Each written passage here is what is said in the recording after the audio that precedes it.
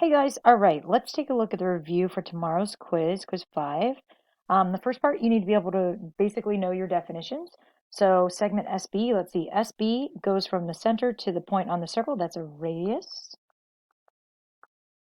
AE connects 2 points in the circle, which is normally a chord, but because it goes through the center is the diameter, or is a diameter. There could be more than one. HG connects 2 points on a circle, so the best name for that is chord.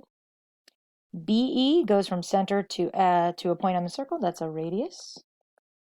CF connects 2 points on the circle, it is a segment, so that is just a chord. The next one is line DJ, which only hits my circle once, so that is a tangent line. CF, line CF, is not a chord because it's the whole line, which is a secant then. Okay, GF, arc GF is a what type of arc? Let's see. Well, it's very small. It is a minor arc. It is less than a semicircle. EDG. EDG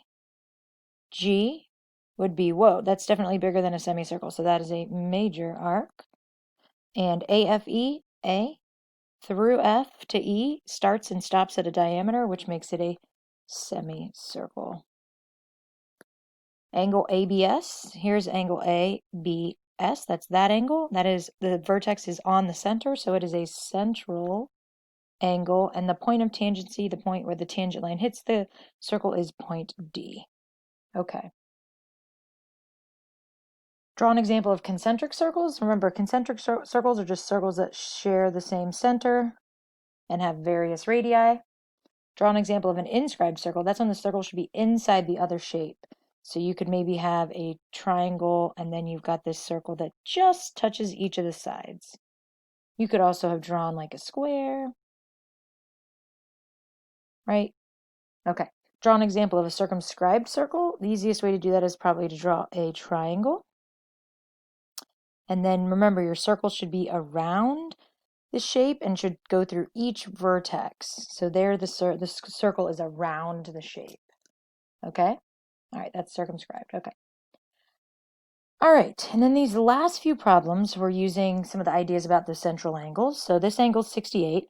This is a diameter. I like to mark mine like that, which means there's 180 on this side. So I'm going to do 180 minus 68, and I get 112. So that means these two angles, which are marked congruent, are add up to 112. So I'm going to split that in half. And so I end up with 56 for each of these little guys. So arc ZF was the same as its central angle, so 56 degrees.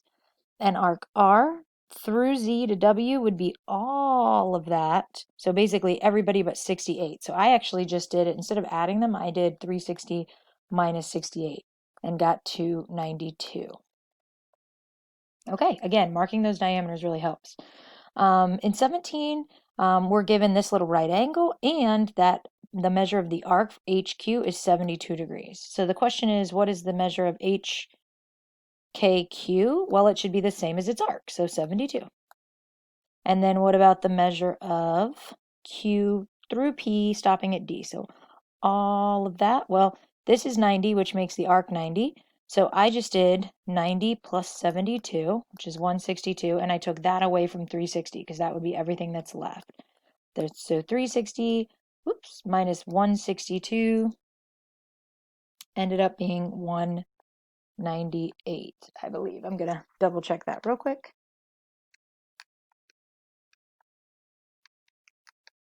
Yep, 198. Okay. Degrees. All right. Then we had this guy. This one is circle G, so I know that's perfect center, which means I know if that arc is 125, so is the central angle. I know its neighbor forms a linear pair because these form a straight line, so that has to add up to 180, so this little guy's 55. And then these are vertical, so they're both 55, and those are vertical. They're both 125. So now let's see what they ask for. They want the measure of FGV. FGV is that central angle, so 125, same as the arc. They want angle WGV, which is this angle, so 55. They want arc WN, which is the same as 125, the same as the central angle. And then arc F through W to N, which is a full half circle, so 180. All right, in 19, The circle is inscribed, so it touches each of these sides, which means these are each tangents. And remember, if the two tangents come from the same point, those two things are equal. So like these are both 10, these are both 4, that's 13, this is 13. And then if that's 19, that would make this 6, which means this is 6. So then the question was, what's the perimeter of WAGX? So we just need to add up all those sides together.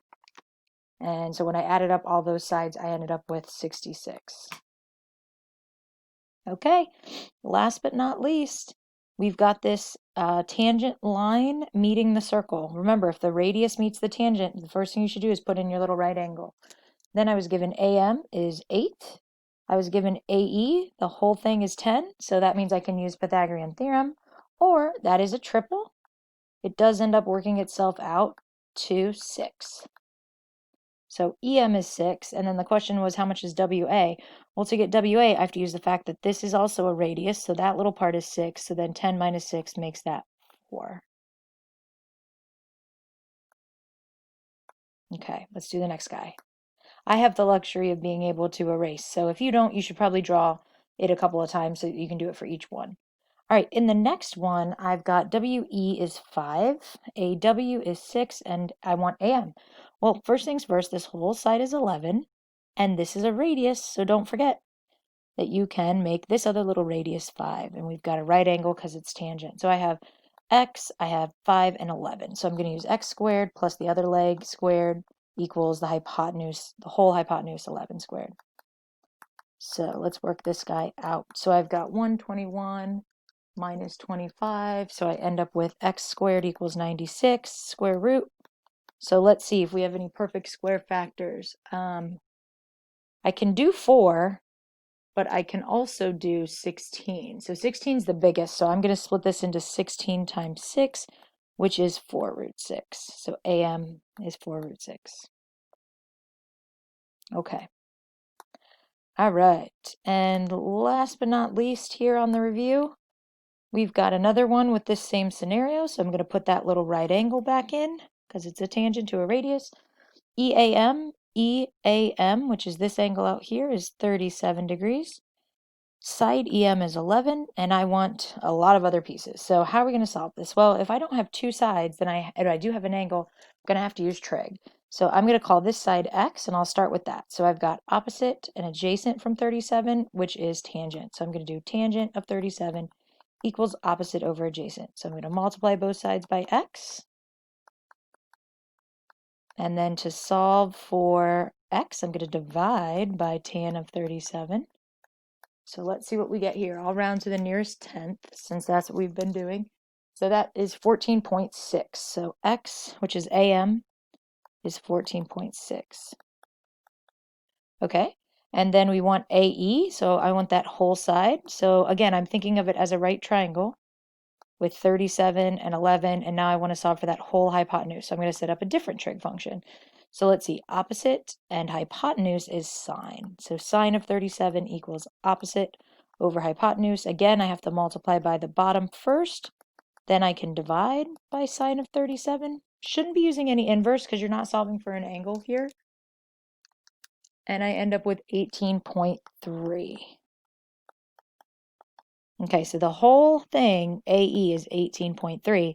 If I just want AW, then I need to get rid of this part, which is also 11, because it's also a radius. So I'm going to do 18.3, the whole hypotenuse, minus 11. So I'm going to get 7.3. Okay, guys. Again, if you need to watch this a couple of times, if you need to pause it throughout, you should be doing those things, studying this stuff to get ready for tomorrow. And I'll see you then.